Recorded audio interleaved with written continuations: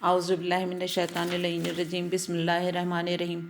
تمام تعریفیں اور حمد و ثنا اس رب ذوالجلال والاکرام کے لیے جو سارے جہانوں کا پروردگار اور روز جزا کا مالک ہے۔ میرے تمام سننے والوں کو السلام علیکم ورحمۃ اللہ وبرکاتہ۔ آج کا موضوع بہت بہترین کہ ہمارے نائب خاص جو امام زمانہ کے نائب خاص تھے وہ کون ہیں۔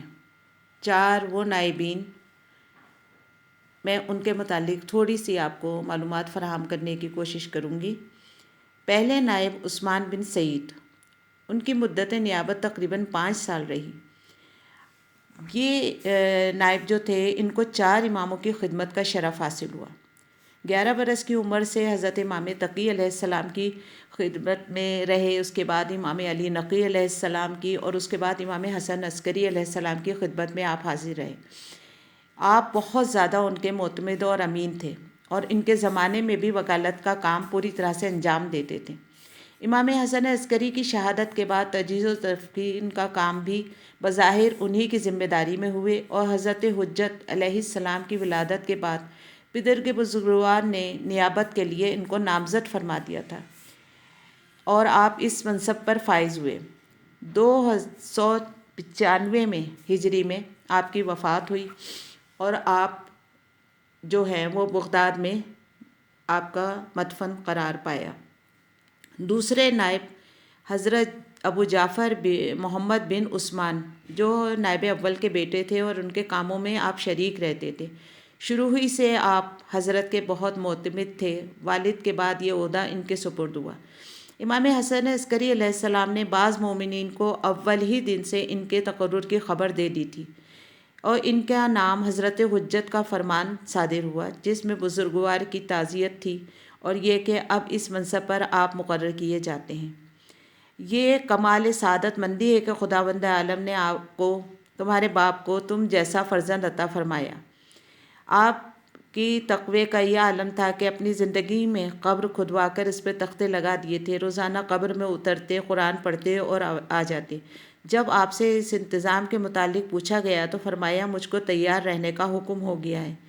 چنانچہ اس سے 2 مہینے بعد 305 ہجری میں آپ کا انتقال ہو گیا اور بغداد میں ہی آپ دفن ہوئے۔ آپ کے بعد تیسرے نائب جناب ابو القاسم حسین بن روح نوبختی، جن کے توسط سے جب ہم لوگ عریضے ڈالتے ہیں تو حضرت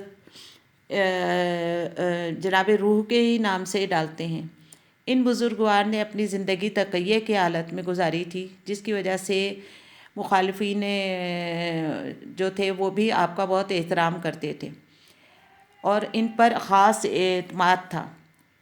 لیکن دوسرے بزرگ جعفر بن احمد کو بھی بہت خصوصیت حاصل تھی، جس کی وجہ سے کچھ لوگوں کا خیال یہ تھا کہ یہ نیابت کا عہدہ جعفر بن احمد کو منتقل ہوگا، مگر ایسا نہ ہوا۔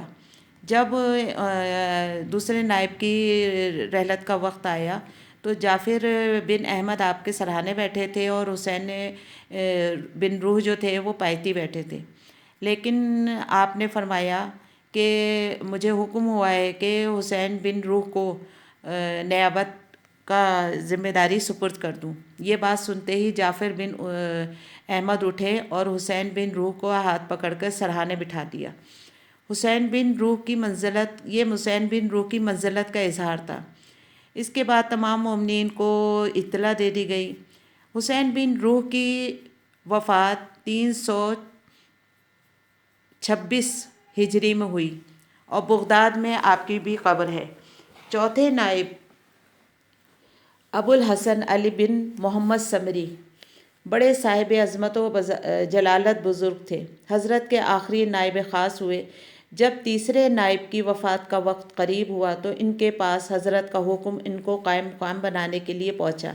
ان بزرگ کے ہاتھوں بہت سی کرامات کا ظہور ہوتا رہا اور حضرت کے معجزات دیکھے گئے۔ ان کی علالت کے آخری زمانے میں حضرت کا یہ فرمان صادر ہوا کہ 6 روز کے اندر تمہاری وفات ہے، اپنا انتظام درست کر لو، آئندہ یہ منصب کسی کو سپرد نہ ہوگا جو تمہارے بعد تمہارا قائم مقام ہو۔ کچھ لوگ 6 روز ان کی عیادت کو آئے، دیکھا آپ رخصت ہو رہے ہیں۔ کسی نے ان سے پوچھا اب کیا صورت ہوگی؟ فرمایا معاملہ خدا کے ہاتھ میں ہے، وہ اس کو پورا کرنے والا ہے۔ یہ ان کی آخری بات تھی اور لوگوں نے سنی، اور اسی دن 15 شعبان 328 ہجری کو آپ کا انتقال ہوا، بغداد میں آپ دفن ہوئے، اور اس کے بعد نیابت کا سلسلہ جو ہے وہ ختم ہو گیا اور غیبت کبریٰ کا آغاز ہو گیا۔ ہماری دعا ہے کہ پروردگار جلد از جلد ہمارے امام کے ظہور میں تعجیل کرے اور اس غیبت کبریٰ کو ختم کر کے ہمیں اپنے امام کی زیارت کا شرف حاصل ہو، اور پروردگار جو بھی امام کی جو ہدایات ہیں پروردگار ہمیں اس پہ چلنے کی اور قائم رہنے کی تلقین ہو۔ ہم اس طرح سے امام کی غیبت میں جو امام نے ہمارے فرائض ہمیں بتائے ہیں ہم انجام دے سکیں۔ یہ میری ایک چھوٹی سی کوشش ہے، اگر آپ کو اچھی لگے پلیز اسے لائک کریں، سبسکرائب کریں، اور کمنٹس میں ضرور بتائیں کہ آپ کو یہ کیسا لگا ہے سلسلہ۔ السلام علیکم ورحمۃ اللہ وبرکاتہ۔